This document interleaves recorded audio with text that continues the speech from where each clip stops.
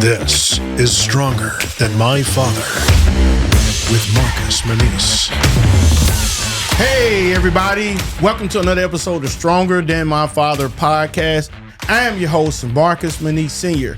Stronger Than My Father podcast is designed to bring awareness to fatherhood, and one day, hopefully, we can destroy this vicious cycle that kids are growing up without fathers. So I am thankful for another opportunity to record another great episode. Hey, I cannot do this episode without my great producer, Jim McCarthy at jmvos.com. If you are in need of a podcast producer, or if you want to learn how to get into the podcast world, my suggestion is to reach out to Jim McCarthy at jmvos.com. Let's get to work. Hey, my guest today is a certified John Maxwell coach, author, speaker, and an all-around great coach. I would like to welcome to Stronger Than My Father podcast, Miss Stephanie Richardson. Miss Stephanie Richardson, how are you doing today? Doing great, Marcus. Thank you. All right. I started this podcast with one question with every guest that comes on, is that this is a podcast centered around fatherhood. What is the first thing that comes to your mind when you hear the word fatherhood? And I know Father's Day is coming up this coming Sunday, but what's the first thing that comes to your mind when you just hear the word fatherhood? I feel like someone who puts a strong focus on fatherhood is responsible for parenting. Just like what we were talking about before we went live. Yeah. Of picking up your children. Yeah. Picking up your son a little bit later and sharing those responsibilities. So it doesn't always fall on the mother's shoulders, but that you take them to the doctor and the dentist and their sports activities and pick them up from school and have tough conversations with them about life issues where they feel safe coming to you to talk to you. So I think your example earlier of picking up your son from school today is a great example of what I'm talking about, of sharing those responsibilities with a partner and then working together on that. I agree with that. I will ask you, as all your years of coaching, and then we definitely go into small things about your personal life, just things how you have raised your amazing daughter, is why it's so important in today's time to have the right partner with you to help you with raising a child. Why do you think it's so important for men and women, a man and a woman, to really work together? Because of when you're a single mom, everything falls on you. Yeah. So for my audience in your coaching profession, before we go deep into this, why do you think that's so important for people to realize it's so important to maybe find the right mate, find the right person who's going to help you raise a child? Why is it so important, you think, in today's time? I think they need to hear a voice from not just one person. They need to hear both people and what they bring to the table and their personalities and how God designed them to share in speaking into that child's life and raising them and feeling as if they're safe to have a relationship with both parents. And also that you have a really strong connection between the parents of we're doing this together. Whether you're married or whether you're divorced, you can still parent together. Yeah. You can still choose to parent together and to make it a joint effort. And that both people pull their weight, but both people have to be committed to pulling their weight. You got to pull the weight. Yeah. Well, I think that's so important. I realized that being married nearly 24 years of what I remember when I was going to college, I was working second shift. And my wife had to handle the blunt responsibility of our first son, because our second son wasn't born yet, for 4 years, because I was working second shift going to college.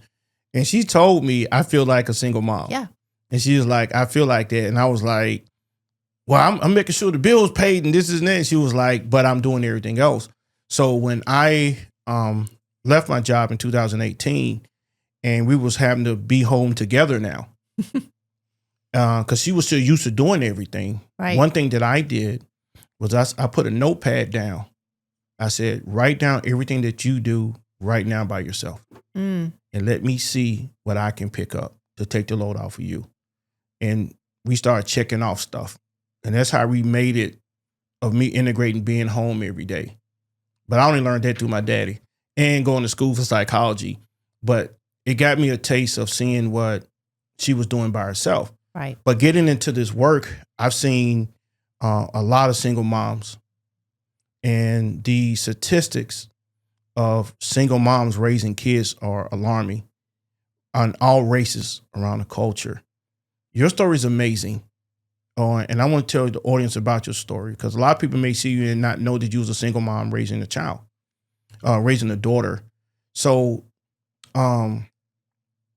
into your world of single mom, I want audience to know of the struggles and the positive of raising a daughter. Like, what did you have to endure and what things that you have to face to be sure my daughter had to be in the best position to be successful? What did you have to sacrifice in your own personal life to be sure that your daughter was successful? So tell my audience just the plight of raising a single daughter and all you had to endure to be sure she was successful. I think that there was an overwhelming feeling of being alone in everything. Mm-hmm. When you have a partner, you have someone to help you in making decisions, life decisions, daily decisions. Where's your child going to go to school? Which doctor should you choose? What activities should they be involved in? This is broken in the house. Who do we call to fix it? Wow. Right? And there's so many things that fall on your shoulders that you just feel very alone in making all of the decisions. And it was hard. It was very difficult feeling that way. But I know all the other single moms out there will be able to relate to that because I'm sure they feel the same way as well because you didn't have anyone to bounce ideas off of. I mean, sure, you could talk to your parents or a friend or a pastor. And I would encourage people to seek out resources because that's exactly what I felt like I had to do. I didn't get a lot of support with childcare from my family that's local.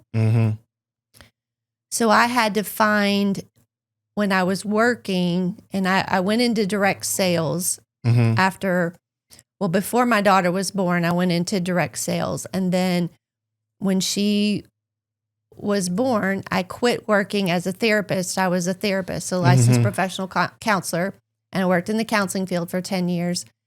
And I decided I wanted to be home with her. Well, I had built this pretty significant business on the side alongside of my full-time job so that I could stay home with her. So I made that decision to be home with her. So I was with her a lot. I mean, I was the sole person, supporting her and taking care of her.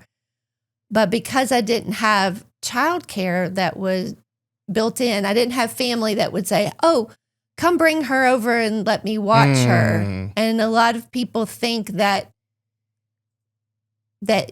just common, and it's not sometimes. So I had to find my own resources. So one thing I did was I started a single moms ministry at my church. And so we had a Bible study and we traded off childcare with each other. And that didn't cost any of us anything other than our time of helping each other watch each other's children so we could go to the grocery store without a lot of kids or take a couple of hours to ourselves to be by ourselves and decompress. Yeah. So resources, I think, are important to seek out. If you don't have those that are already built in, I had a neighbor next door who was an elderly woman, and she would watch my daughter sometimes when I worked. I would cook for her. And didn't cost a lot of money for me to cook for her. Mm-hmm. And I would take her food all the time as a thank you for helping me Mm-hmm. because I needed child support help. I needed somebody to watch her sometimes for just for work or time to be by myself and not be responsible. That's the thing is when you're a single parent, you never get time off. Yeah. You never get time off. I heard that. I heard there was a lady on CBS News last night that it was a segment called Cost of Living. Mm-hmm. And I think she had 2 or 3 kids. And she was only making $37,000. And then she would work with children in the daytime, and then she would do DoorDash afterwards. And I'm sitting there, and I don't tell my wife this because she'll anything about fatherhood, she gonna go off. That father was terrible. He's sorry, and so. But I used to judge and say, why wouldn't the dad step up? Why are you on his child going through that? I think people don't know how a relationship's going to turn out. But for you, you say you was married and the marriage just didn't work out. Am I correct from that? Right. And you was introduced to a world of being a single mom. There was a movie Tyler Perry has out called Straw. I saw that advertised, but I haven't watched it yet. I'm gonna try to get the strength to watch that because I don't like seeing a single mom struggle. Like that bothers me. Did you ever have a breaking moment where the straw almost broke for you in raising your daughter? Did you ever have one of those moments where you was like, this is just the straw, this is it for me? There were lots of scary moments. Mm-hmm. I think one of the most frightening was when I made the decision to quit working my full-time job that I had been relying on with a consistent income and to stay home with her and do direct sales. That was one of the scariest weekends of my life. I cried and I prayed that entire weekend. And I felt like God said to me, have I not given you enough evidence that I'm going to bless your business? You just need to jump in and do this. And so I did. I quit my job. I went in and quit my job, and so I could be home with her. So that was a pivotal moment for me. It was frightening because I was leaving security. Yep. I was leaving the familiar. I had been in this company for 8 years and had worked my way up. And to have all of that, the house and everything responsible falling on my shoulders, that was a scary moment, a really scary moment. But there were many times when I would just get overwhelmed and I would cry. And sometimes I would just tell my daughter even that I'm overwhelmed right now. And I just need a few minutes. So she's seen me feel that way. And I don't know if that's good or bad, but she's seen me feel that way. It was real. It was raw. It was authentic. Well, I will ask you this. In those moments, why is it so important? Because kids are so vulnerable. They don't know what's really going on. For any parent that's listening, when you get to those moments, why is it so important to say the right words to your daughter, not to maybe curse them out or cuss them? Don't you see what I'm going through? Why is it so important? Or what can you do in those moments to give your child some assurance, even when you were at that breaking point? Because your children are always going to remember what you said. Right. So what did you do? How did you talk to her? Did you just be like, leave me alone, give me some time? Or you just say, hey, everything going to be okay? In those moments, how did you really handle those situations? Well, I'm a person of faith. So what I would do first is I would pray. Okay. And I would ask God to give me the words to say to her and to focus on the relationship and whatever I said, not damaging the relationship. Got it. Right. And so I would say to her, hey, mom's really overwhelmed right now. I just need a few minutes to myself. We can talk about this some more in a little bit. And I would just go to my room or somewhere quiet until I felt like I had the strength to come back out and face her again and talk to her. But I never made her feel, I don't think like I never think she felt unsettled. Okay. Where we don't have enough or we're not going to get by. I always told her, we'll figure it out. We'll figure this out. So did you, in raising your daughter, kind of make her like your best friend growing up? Or did you, because I know you have to keep a level of parenting. I'm your mother, but it's just y'all two. So so you still had to balance motherhood and then you had to balance, friendship. Because like I say, your pictures on social media are so beautiful and I see you and your daughter traveling and stuff like that.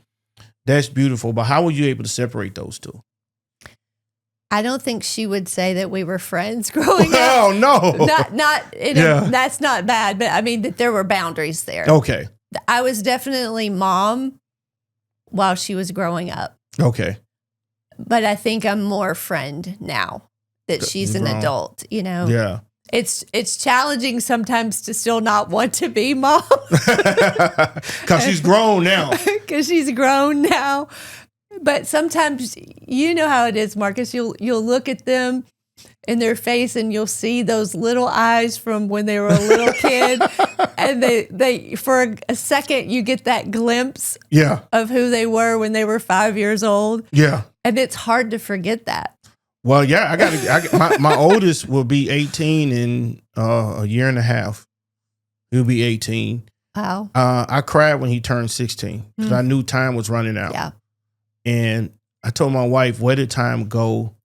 Where my son was this little small kid running around the house. Now he's tall as me and he's beginning to work. He's beginning to grow as a man and as an individual. But I do know that he watches me all the time. My wife told me that. She said, MJ's idolized you. And that taught me, and that's what I know as a father, that I have to try my best to do the right things, the right steps, because I know that my moves can affect him. And I believe that's what you did as a mother. The things that you sacrifice because you knew that I'm growing something that's going to go out here in the world. So what major sacrifices did you make? Is it like not dating because I don't want another man around my daughter? Or is it just, I'm not going to go out to these places because I need to be there for my daughter. I don't want my daughter in the wrong hands of different people. What was like maybe one or two major sacrifices you had to make personally to be sure your daughter was in a position to be successful? Definitely making wise choices about who she was with. Okay. If I weren't with her. Okay. And very cautious about that because of my background and working in the psychology field. Psychology field. Yeah. I worked in the mental health prison for a year and a half. I don't know how you did that. So after I did that, I was really probably a little more protective than I was before working there. So definitely that. I did date some, but not a lot. And it was because I wanted to make sure that person was someone that I would introduce to her long term. More times than not, she didn't meet people that I was dating. Okay. Because it wasn't someone that I felt like I could partner with for life. And so didn't want to add her into the mix. And if not necessary, if that makes sense. And that makes sense. Let me ask you this, because now I'm listening to this. I'm like, who taught you all these skills? I got to figure this out now. It's like a puzzle to me while I'm talking to you now. Because you go from married, now I'm single mom. Who taught you the skills to prepare your mind to say, once I'm a single mom, I got to raise my daughter. I got to make these right moves. Because everything you said, my mom told me. She said, hey, if you get divorced or if your wife dies, don't put nobody around your kids. Like we were trained what to do around people once we had kids. Where you get all this training to prepare you to be, I don't think you ever wanted to be a single mom. No. But life happens. Planning on it. No. There you go. Life happens. We don't never know what's going to happen day to day. So when that divorce, this happened, who gave you that knowledge and strength to be? Because I don't see a lot of single moms. I don't know just a few single moms that only sacrifice for their children. I see a single mom say it's about me. I've seen videos where single moms drop off their kids at their mom and be like, look, you raise them. I'm going to be with this man. I've seen all the stuff, just social media and stuff. I don't know if it's real or not, but I've seen it. And I'm sitting here like, wow. And you can see I've been sheltered. I grew up very sheltered. But who gave you those knowledge and nuggets to say when life hit you with an uppercut, you knew how to start navigating? I think I took a lot of responsibility on myself to read and study on my own.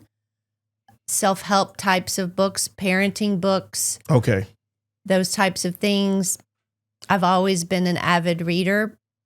I think that I felt the weight of the responsibility in raising that child and knew that if God gifted me with this child, it was my responsibility to raise this child the way he would want me to raise this child. And so I would think about those decisions that I was making.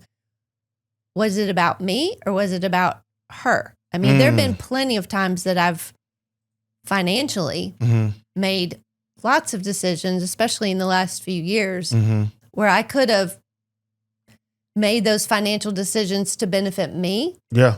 But I didn't. They benefited my daughter.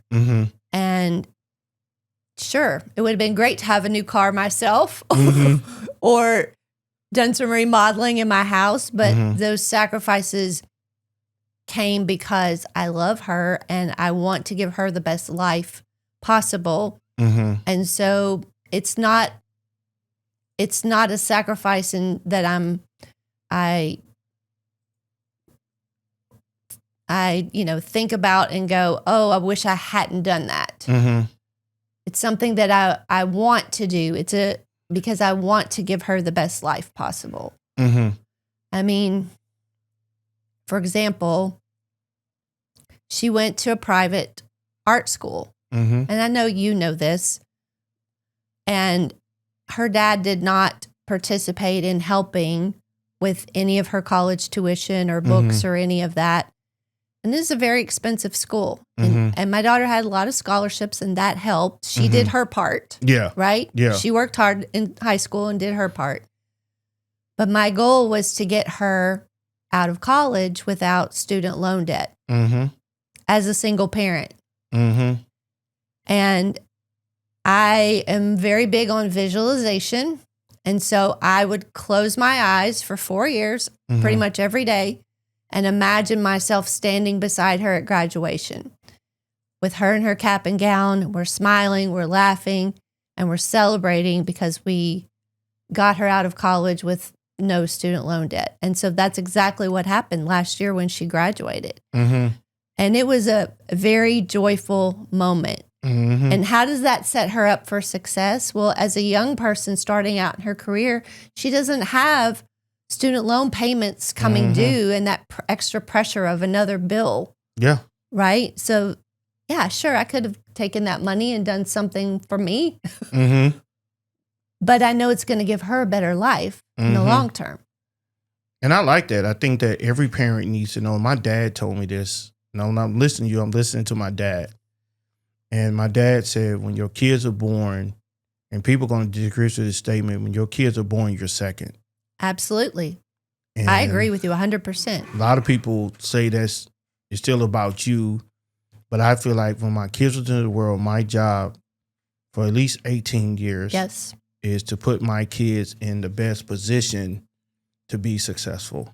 And I'm going to have to sacrifice some things. My dad told me the first 4 years, don't buy yourself a lot of stuff. Put it all in your child. But I was taught that. So I didn't really buy clothes or shoes a whole lot until I would ask Toya, do the kids got everything? Yeah, I still do that now. Before I buy a pair of shoes or anything like that, I always say, do they have what they need? And so do MJ need a pair of shoes or Jordan or do you? No, we good. Okay, then I'll go on the Nike app and buy me a pair of shoes. But I always go through everybody first. And that's where we were trained. And I know so many people who hasn't done that. And I've seen so many single moms have not sacrificed for their child. It's about me. It's about me. There ain't no daddy here. So there ain't nobody here to help me. It's about me. I see that even with kids I mentor now. That's why we started our mom support group because I know that moms has breaking points. We had a mom in our program, the son that was involved in the Antioch shooting. That as soon as that mom came into the room, she just broke down crying. So all the mothers got around her, hugged her, and was like, we're not leaving here till you're good. I think that's what single moms need. Kind of like when you start with your ministry, it's a support group. Right. And because I've seen it, my wife has seen it because my wife grew up in a single parent home. She knows how important it is. And that's one thing that I want to continue to build is a place where you put your son into our program. We got support for you. So you don't snap, you don't lose it. And you know there's an organization that gives me strength. The next question I want to ask before we go into your coaching career is, how was your daughter able to navigate those teenage years? I would say them elementary teenage years without having dad there. Was she able to navigate that pretty good? Or did she say, Mom, where's my dad? Did she get upset about it? Or maybe rebel against you because dad's not there? I've seen that in kids to say it's your fault that my daddy's not here. Did you have to go through any of those things? She didn't get rebellious or blame me or anything. Yeah. I mean, we definitely had some difficult moments in the teenage years. Yeah. But they weren't frequent. I think because I poured so much time into our relationship and spent a lot of time with her as she was growing up. Yeah. We would do activities and things together every week that I would set aside time to do things with her, go places and do things. And usually they were free. I would look up free things to do in the community. That's nice, yeah. And then we would go and do them because your budget's tight. So I want to encourage those moms that are out there that support is out there, but you have to seek it out. You have to seek it out. And it's okay to tell your neighbor you need help. It's okay to tell somebody in your church that you need help. Yeah. Because you do. You need that support network like you're offering to those moms. But no, I didn't really have those challenges with her because I think I poured so much time into her. And so she didn't blame me or anything like that. I mean, I think she saw her dad not as frequently as she probably could have. Yeah. But she did spend time with him. And so she did have a relationship. Yeah. But not the kind of relationship that she had with me, where she would, if she were faced with a problem, even today, if she were faced with a problem, she's going to come to me about it. Yeah.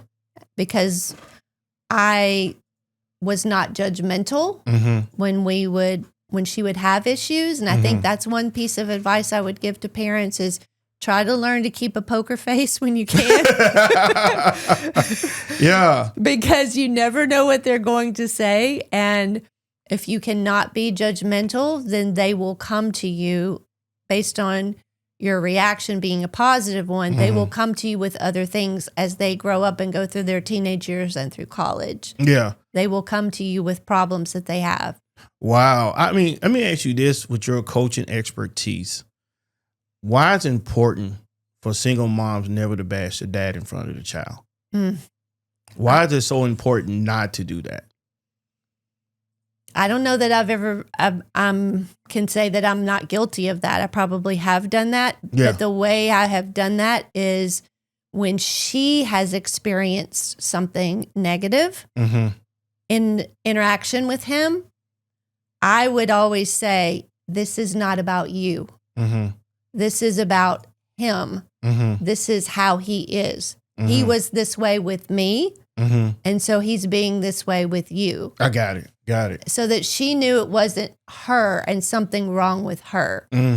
It was the other person and their behaviors that were showing up again in the same way I experienced them. So that's really how we would talk about it. Not bashing in a, your dad's this or your dad. Yeah. Not like that. No, we didn't do that. But what we did do is say, okay, I experienced this and you're experiencing this and I'm sorry you're experiencing this. But what do you want to do with this moving forward? How do you want to handle this? And that's a smart move. I just know that's a good way to handle it. And my grandmother did the same thing. My grandmother helped my mom navigate through that because my mother didn't have no relationship with her dad. She even wrote a forgiveness letter on his deathbed. Oh, wow. When my mom was 18. And she said she forgave him. And the thing that my mom said that really moved me the most, she said, it may not be your fault the way you treated me. Maybe this was the way you was raised. Absolutely. And she said that. And she said that lifted the weight off of her. But one thing that she didn't want to do, and she asked God, is to help me find a man that can raise my children. Because I don't want my kids going through what I have endured. So I do want to talk more about your coaching career. Okay. As we move through this podcast, but I appreciate you telling your story because there could be a single mom listening to this where she don't understand or what to do. But for nights, and I feel, and I could be wrong, that all your experiences, did they help you really get into coaching? Did they tell you, hey, you know what? I have something to offer to other people that I can help them? Now you just almost do your experiences, but do you think that helped lead you into coaching? Or that's just something else that got you into coaching? To want to listen to other people's problems. That's the whole problem. You got to go listen to people's problems like myself. You like, this guy's crazy. But you got to listen to these other problems from other people. What got you? Because I can't do that. And I do some of it, but I don't coach them. I coach these boys where they need to go. But what led you into the world of being a certified coach? John Maxwell. Let's put that in there. Let's put John Maxwell in. You're a certified John Maxwell coach. What led you into that world of coaching? So it goes back to when I was in college. I started out pre-med. I was going to be a pediatrician, and I took a psychology class, and I loved it. And I changed my major. And so I decided to major in psychology like you. And I was the person that everybody came to and told their problems to.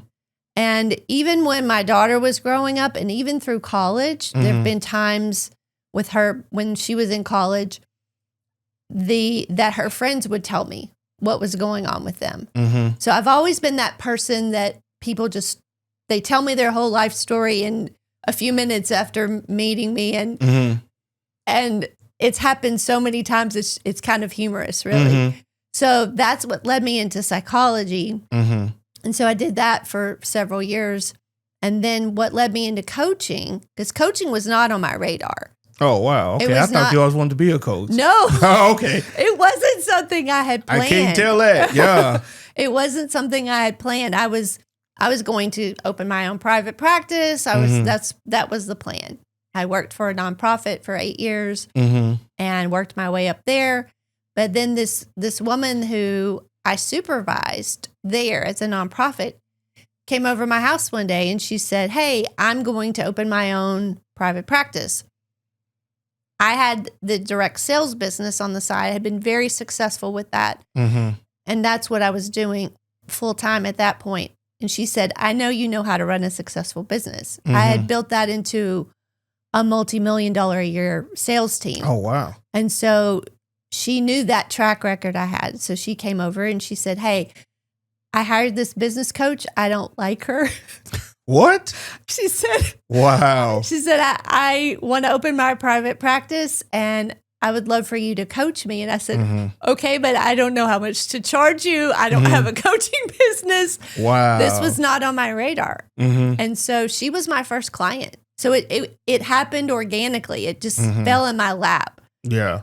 And then I started going to networking meetings and meeting people and helping them with not only their business, but their life. And that's, I think, one of the things that makes me different than a lot of business coaches is because of my background as a therapist. I focus on 6 areas of a person's life and being successful in those areas and having balance, because a lot of people, they crush it at work, but they're ignoring their health and fitness, or they're ignoring their relationships or whatever. And those things are going to come back to bite them in the future if you ignore them for too long. So well, I've learned that. That's how it all started. Well, let me ask you this. From your coaching, did did you have any coaching moments where it was really hard to shake it off? Because I know you had told me at times where I have to take a mental break. Mm. But did you have like any coaching session where you was like, man, I cannot shake this or what they're going through? Did you have any of those moments? Or you pretty much can listen to somebody and say you have 3 clients today. Mm-hmm. You can listen to all 3 clients and go home and not think nothing else about it. Or do you? I'm serious. Okay, I'll be real with you. Because I'll you tell like, you know what? These people are crazy. Then, I understand you know, the business part. Right. But because sometimes with me, with mentorship, I take it home. I don't display it in front of my family. Right. But I could be talking to Toya about something, but I'm thinking about this kid right. and how to be able to help them. So did you ever take any of that home? Or when you're done at your last client, like at 4:00, I'm cool for the rest of the day? Or do you take that stuff home or decompress from coaching and listening to people's problems all day? When I started in the counseling field, Mm-hmm. my very first job, I was the only therapist there who was not on some kind of ulcer medication. Because everybody took everything home, because you hear these horrible stories of what everybody has gone through. Mm-hmm. And especially when I worked in the mental health prison here in Nashville. Oh my gosh. I mean, I can't unsee and unhear things that I've unseen and and have heard, things I've seen and heard. So you have to learn how to distance yourself from that emotionally. So I learned how to do that in the counseling field. With coaching, I don't ever think, oh my gosh, I'm overwhelmed with all this information. The thing that I have to do is be mindful of how many sessions I do in a day. Okay. So 5 is my breaking point. I can do 5, but after 5, I'm mentally and emotionally exhausted. Okay. 3 or 4 is probably better. In one day? In one day. Okay, got it. Okay. But 5 is about, I've done 5 in a few times, and then I told myself I'm not doing that again, because I was just so drained from being present. You just have to be present with people and put yourself in their shoes and imagine what they're going through and the challenges they're having. Because when I'm coaching, people don't just tell me what's going on in their business. They tell me all the things that are going on in their head that they don't tell anyone else. Yeah. That's a lot. Yeah. Or the struggle they're having with their marriage or their child or their health or whatever. I mean, I know a lot of personal information because there's that trust there that I've built for them to be able to do that. So yeah, I've had to learn how to distance myself and to protect myself. And also to make sure that I'm taking time to refresh my soul, because, you're talking about some of those single moms that are like, oh, it's about me. And well, at some point you do have to self-care. You have to take care of yourself when you're a single mom. If you don't, you aren't any good for your kids. You have to have a break, or you have to do something for yourself, right? And so I really try to be mindful of doing that with coaching, is doing things that feed my soul, doing things that refresh me and rejuvenate me, so that I'm prepared mentally to go out again and do it the next day. Well, I mean, I understand that. I think that anybody also has to have a mental break, because I know listening a lot. Because I think about you a lot. I'm like, I don't know how she do this. Because you listen to people's problems and stuff like that. Let me ask you this. A lot of men that I've talked to say they don't like getting any kind of therapy. Do you consider your coaching just coaching for life, or do you consider it as like therapy to help you become a better person? It's coaching, but it does focus on life. And I do have a lot of male clients. And I think that sometimes the reason that men don't want to go to therapy is because they're afraid of being vulnerable with someone else. And admitting that they have weakness. And they don't want to tell anybody, so they don't want to admit it, because then it makes them feel weak. But I think there's power in sharing with another person what you're going through and getting advice on how to push through it. And it might not be, because my goal is to help you come to your own solution. That's what a coach does. Yeah. Right? To help ask questions that will help you come with your own solution. I might say, hey, this worked for another client. Maybe you should think about this. What do you think? But I do think there's that stigma of, oh, there's something wrong with me if I go to therapy or coaching. Yeah. But really, people who are high performing are people that go to coaching. You think about it. I mean, oh, wow. I didn't think about that. All of the people in the sports industry, they all have coaches. They all have personal coaches to help them improve and help them be better. And so it's just another way to level up yourself by coaching. How do you get people to be comfortable with you? Like if you come to say, I want to coach you, how do you get people to be, because I think you was my first coach. I've never had, because I would go back to my daddy. Don't you talk to nobody. Don't you talk to nobody. You talk to me. I'm your coach. Like my dad used to tell me that stuff. And because I only had marriage counseling once. That was premarital. And my dad didn't even want me to do premarital counseling. He got offended that another man was going to try to talk to his son about what he need to do about life, when he's like, I'm the man. I've raised you. I told you everything you need to do.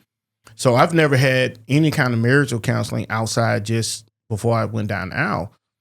Because I always try to figure it out. You know, I do have an undergrad in psychology. So kind of like with that piece of paper I said at the beginning, I just knew that, you know, if we have major problems, I try to write it down. A teacher told me that. He says, when you talk to your spouse, y'all write it down, and then y'all both can see it and write the problem down. So my wife hates that. Like all right, write it down on a piece of paper. Let me look at it. I don't need to write it down. I'm just going to tell you, you know. So in coaching, let me ask you this as we get close to wrapping this up. What advice would you give somebody listening today who's never had a coach, who think maybe coaching is not the way to help me? What advice would you give to anybody, you know, either, you know, hire you, or why do you think it's so important, at least let somebody coach at least the first time? If it's going to a career or if it's going to marriage, why is it so important for people now today to at least have a coach on hand, on deck, to be able to coach them in different situations?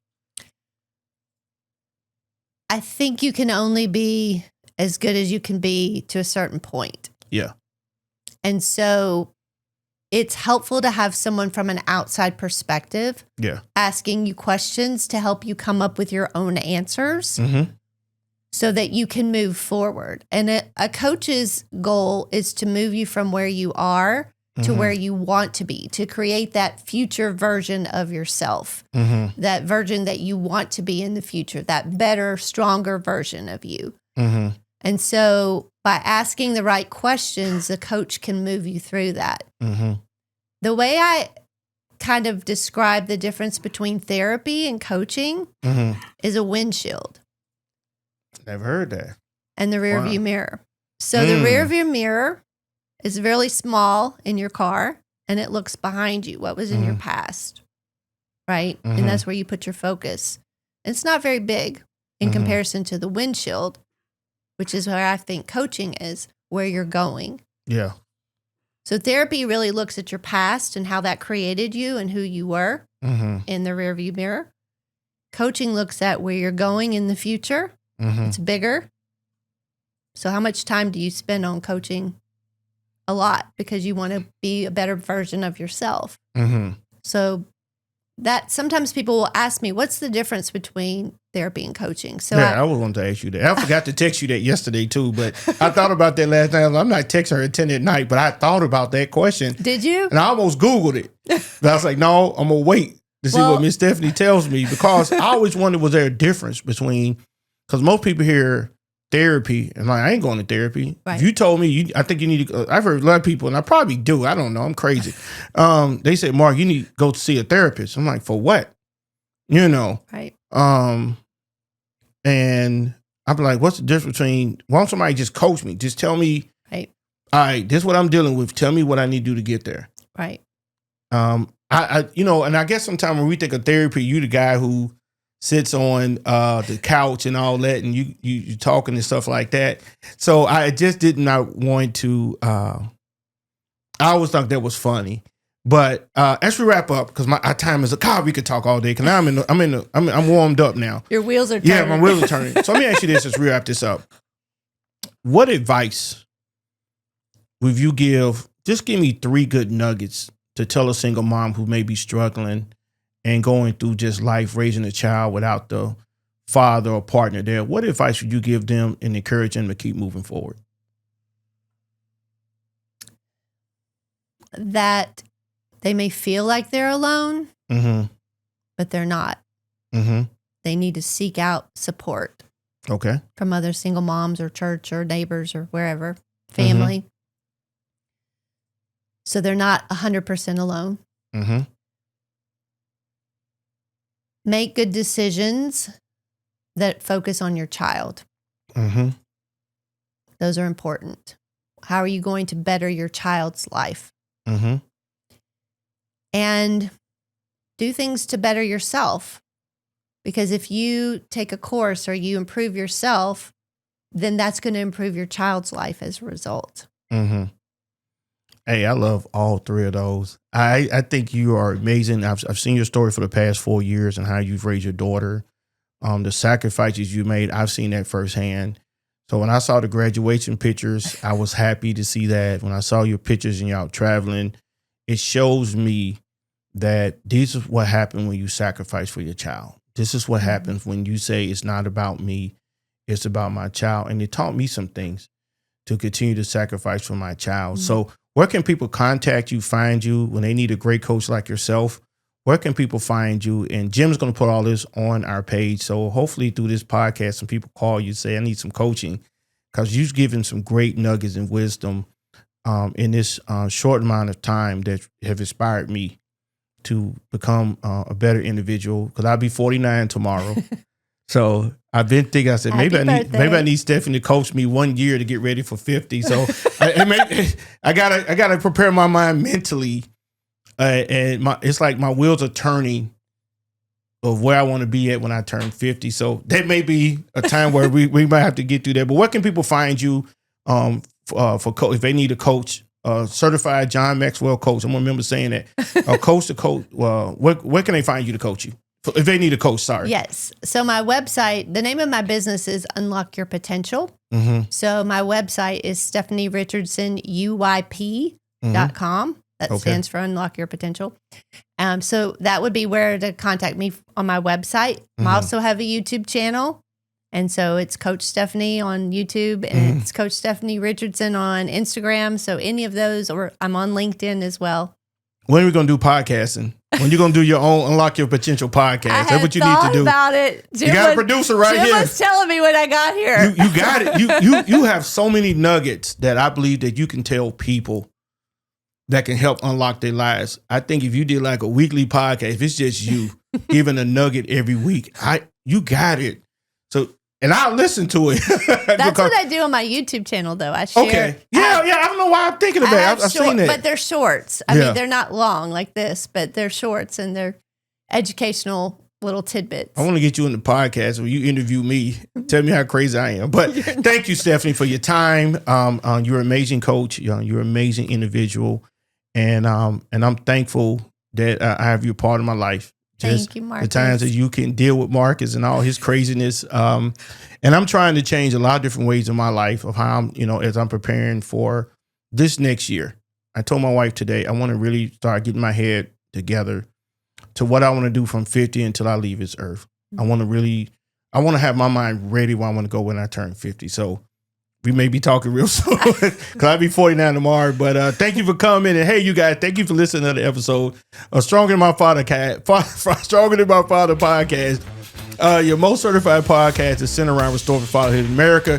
Hey, you guys, you can find us on all social media platforms with Stronger Than My Father, YouTube page. Click the subscribe button if you like this episode. Leave a comment. Let us know what you think. And God bless you. Stay safe. Thank you, Jim, for allowing us to use his beautiful studio to record another episode. And thank you guys so much. God bless you. See you in another episode of Stronger Than My Father podcast.